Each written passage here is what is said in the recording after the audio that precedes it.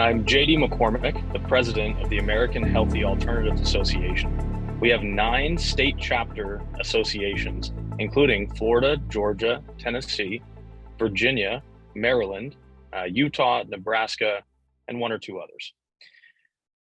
In the last 3 months, we have seen state legislatures across the country attempt to ban minor cannabinoids, including the most popular of which is Delta-8.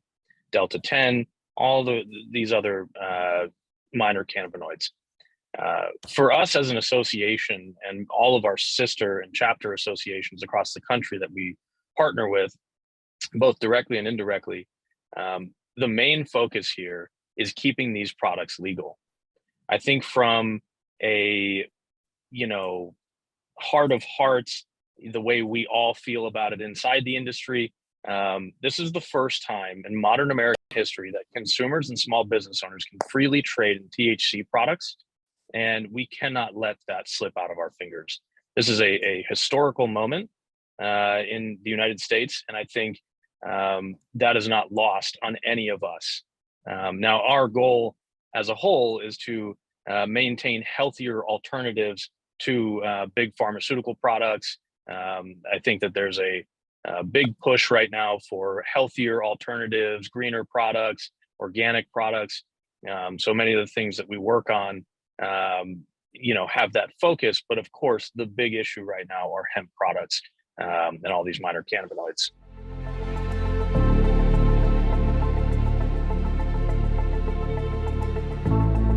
So I think legislators, to be fair here, many of them don't know what's really happening. I think many of them this year, for the first time, have been made aware of these minor cannabinoids, some of the issues surrounding them, kind of what this means. And we're in conversations with legislators on a daily basis that have no idea what's really happening in the marketplace. They're just learning about it. And this is, 2 months, 3 months into legislative session, and they're still educating themselves on it. So I think, without speaking to intent, I try not to do that, but I think many legislators, are doing kind of what's being presented to them by other maybe hostile organizations, including maybe, big cannabis or big marijuana companies that are multinational corporations with billions and billions of dollars. Of course, their play here is to monopolize the marketplace, right? They want to take over the distribution and sale of cannabis products and other cannabinoids. And we've seen a lot of their language in these state legislatures, things that would give them control of the marketplace. And we understand, right? As a small business owner myself, I understand the want to kind of monopolize on the market, but the real rub here is that these products are federally legal, and tens of thousands of small businesses all across the United States have been selling them for years at this point. And the legislatures that are trying to change these laws and make these products illegal are seemingly changing the rules halfway through the game, right? This is a major multi-billion-dollar industry. By some estimates, some individual states are doing $250 million or more in sales in these products. Florida is a rather large state, 3rd largest state in the country. Delta-8 is wide open here in Florida, and we're so thankful for the work of Holly Bell and many people in the VDACs and Department of Agriculture, if you're not familiar, or FDAC, sorry. We're estimating hundreds of millions of dollars in sales in Delta-8 products here in Florida alone. I think that as this market continues to mature, right, farmers are estimating somewhere between 40 and 60 million pounds of hemp being necessary to grow this year alone for Delta-8's demand, right? So if we're saying, let's use the middle number there, 50 million pounds of hemp will need to be grown for Delta-8. That is a huge agricultural commodity and a huge industry that really, if you take it away, will disadvantage many of those states and many of those farmers in the national and international marketplace. I think with Virginia, for instance, I don't know if you have seen the governor's recommended amendments. But if I'm being frank, if I'm being candid, they're horrible. They're absolutely, possibly the worst thing to happen in cannabis policy in the United States, bar none, full stop, in the last 5 years. This is a state, mind you, that has no cannabis. It has no existing cannabis infrastructure. There are no dispensaries for people to go to get products legally. And they have just, suggested by the governor's office, made all of those cannabinoids illegal. If the legislature there votes this amendment through, you will create millions of criminals overnight, right? So we are actively working with legislators, and even media outlets in Virginia to try and get this right. We don't have, 2 tries, 3 tries, 4 tries. We have one opportunity here to save this in Virginia. It's a big problem.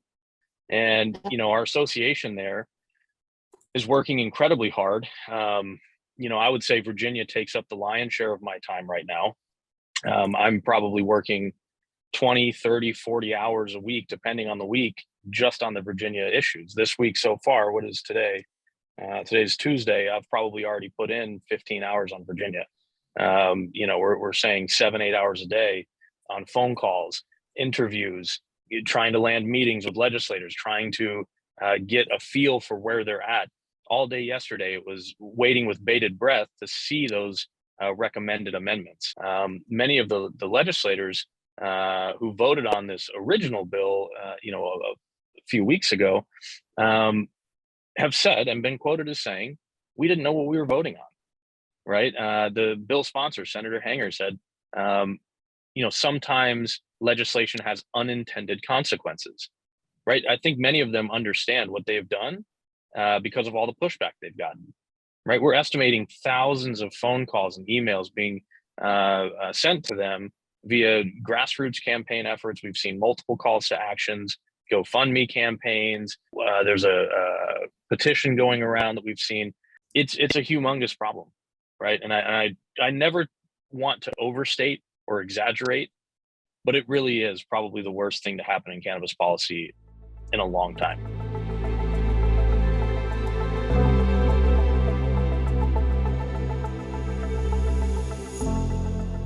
So effectively, without getting into the weeds of the language, it bans all THC products, all popular cannabinoids from the marketplace. The only products it leaves on the market are full spectrum CBD products that we all know and love, but really only make up probably 5 to 10% of the consumer marketplace at this time. We're estimating 90% to 95% of the marketplace are these consumer THC, hemp derived, whether it's, Delta-8, Delta-10, THCV, those are making up 90% of the marketplace. And one thing we have echoed and parroted, many times with legislators in Virginia is the value here, the real value in hemp is in these consumer products. And if you remove 90% of the consumer products that are available in Virginia, you are going to create, first of all, a gigantic black market. Every state that surrounds Virginia has legal Delta-8 currently, including Maryland, West Virginia, Tennessee, North Carolina. They all have legal Delta-8. And so people are just going to cross the borders and create this, kind of very unique, criminal state that's surrounded by free states and open states for all of these cannabinoids. One consideration here is if someone, let's say, were driving to Baltimore from Georgia and they've happened to pass through Virginia, and they're carrying a Delta-8 product or a cannabinoid product that's now illegal, they're now a criminal, right? And I think many people won't understand that, right? There's not going to be a ton of media around this in those states. So I think many people are just going to unknowingly be driving into an illegal state.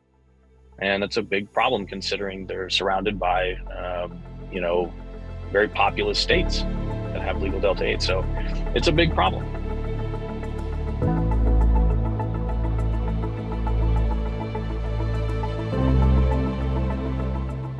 No, so any isolated CBD, CBG, CBN, those are all still legal.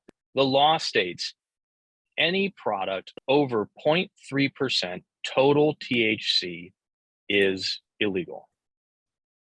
So any final consumer product, manufactured product over 0.3% THC, and that's all THCs, Delta-8, THCA, Delta-9, Delta-10, all of them is illegal.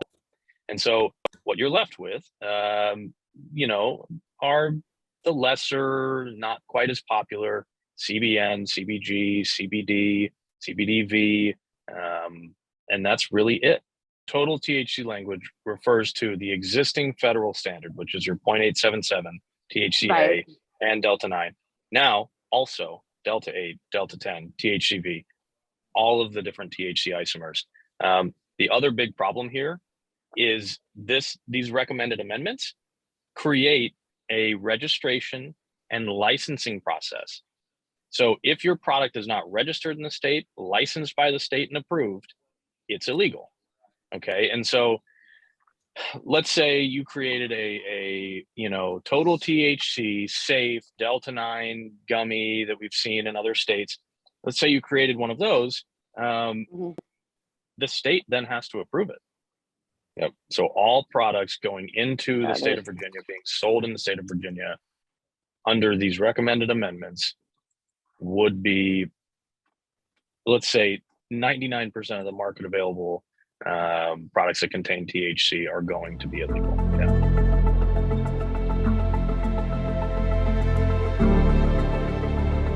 I'm not going to say it would be okay because it's subjective. They have to approve it.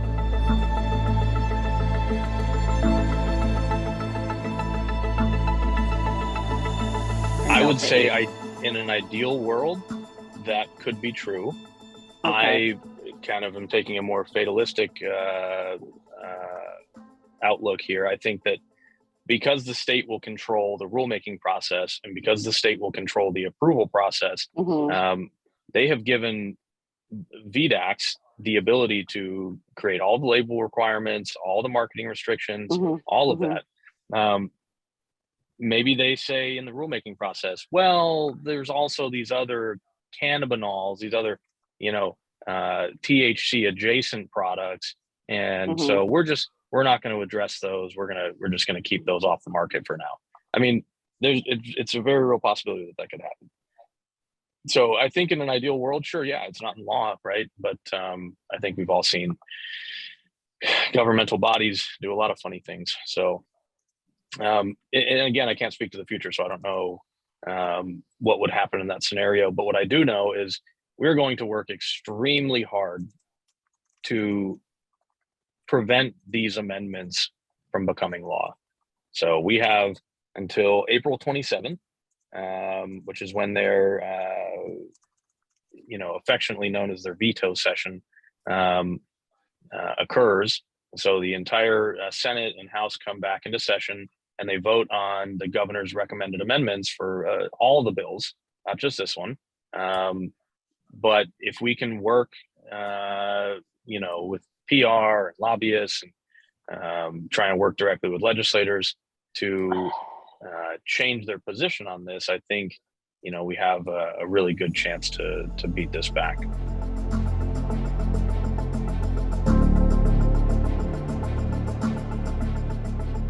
Again, I was talking to a group of kind of industry leaders last week, and I said to them, I never speak in absolutes.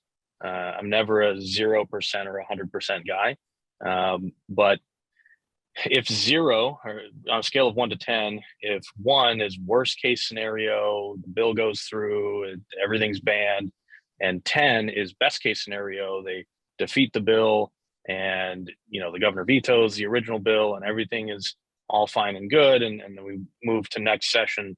I think I'm probably in the 5-6 range. I'm leaning towards our side. I think I'm kind of right in the middle. I think it's so early in this process. We just got the amendments earlier today. We've had a lot of conversations already. We're going to be getting some meetings in the next few days, and obviously over the next couple of weeks. But I'm leaning on our side. I think that even the bill sponsor said the bill had unintended consequences, and I think we, might be able to, kind of work with some other legislators and, kind of change their opinion. I think this is a big problem, and I think it being a nonpartisan issue, right? So 70% of Americans agree with the legalization of cannabis. This is no longer a red versus blue or a blue versus red issue. This is a nonpartisan issue. This is the majority issue. And so I think that, that singular fact works in our favor. I think we can get a lot of people rallied to work on these issues. I think a lot of, consumers and constituents, it's in their best interest to pay attention here. So I think that with that being said, we're going to make some good progress. I really think we can, do some good work. I don't want to say we will win, but we can win, right? So.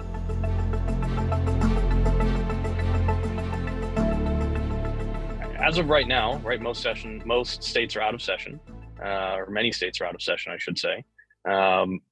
Florida is safe for now. Georgia is safe for now. We're working on a lawsuit there. There's some litigation against the Gwinnett County District Attorney. The hearing, I think, is today. I'm waiting to get an update there.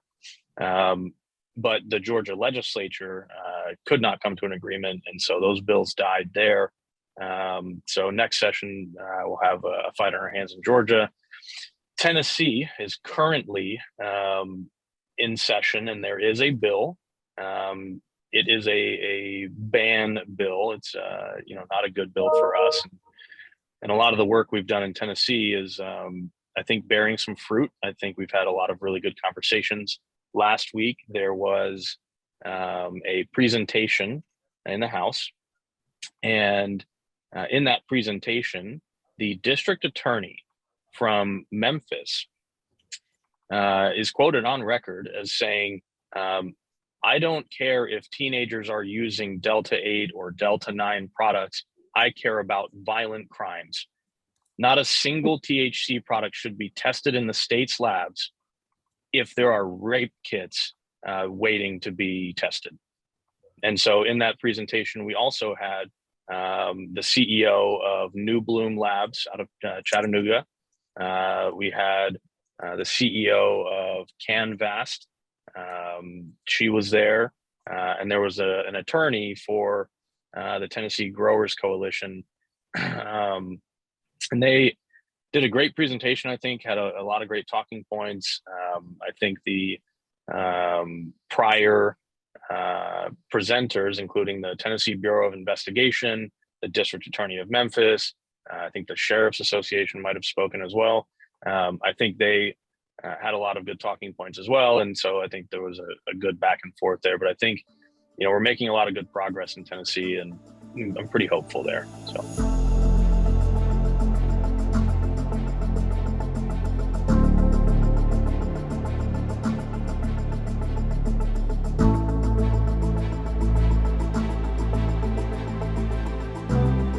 Our national association, the American Healthy Alternatives Association, is working at the federal level. We have brought on some consultants, and we're going to be hiring a PR firm very shortly, a lobbying firm. We are making inroads. That, of course, is a big issue. DC is not and does not act like a state government. It is very different. I think, first of all, as far as PR or lobbying is concerned, it's 4, 5, 6 times more expensive to do the lobbying work in DC. And the legislators in DC are generally a little bit harder to break through. So I think they've got a lot of important work on to do, and I think they've got a lot on their plate. And so getting their time is very hard. And there's a lot of hard work to do there, but we've got a great plan. We've spent a lot of time and money on our federal plan, and I'm hopeful, but without getting more work in. We're hoping to get that work done and start a lot of that big work in the coming weeks. And I think right now I'm just so focused on the individual states because everything seems to be on fire right now in many of these states. I want to get that kind of out of the way and get most of these states into a safe place, and then put more effort towards the federal fight. The Farm Bill opens back up in 2023, so we've got kind of that 8 or 9 months to do a lot of the good work there. So, we're definitely working on it. I'll definitely say that, but it's not as pressing as a lot of these states are.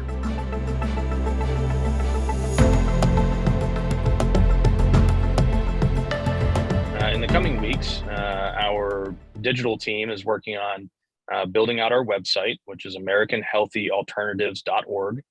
We also have state websites, healthyflorida.org, healthygeorgia.org, myhealthytn.org, myhealthyva.org. We have, and we'll be building out kind of a news feed or kind of a daily news update with as many articles as we can pull on a daily basis. So that will be a good resource for consumers to follow news, whether it's in their local state or at the national level.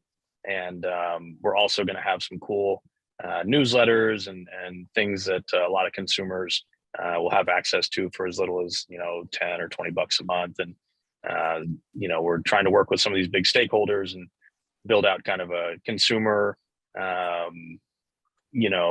value adds, things that consumers will like to engage with, whether that's discounts with stakeholders on their websites or kind of cool things that are happening in their state, whether there's a convention or an expo. And so we'll do a lot of kind of marketing and cool stuff for consumers there. But yeah, I think, right now we're going to be doing a lot of marketing and PR. And so we also have social medias for all these states, Tennessee Healthy Alternatives, Georgia Healthy Alternatives, Florida Healthy Alternatives on Facebook, Virginia Healthy Alternatives. Those I think are good places to start if you just kind of want to follow along on social media.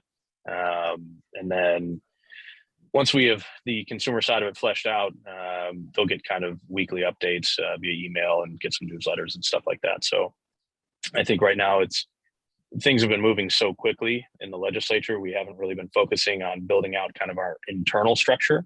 It's more or less just been getting in the trenches and getting the work done. So as time goes on and things start to slow down in state legislatures, we'll kind of build a lot of that out.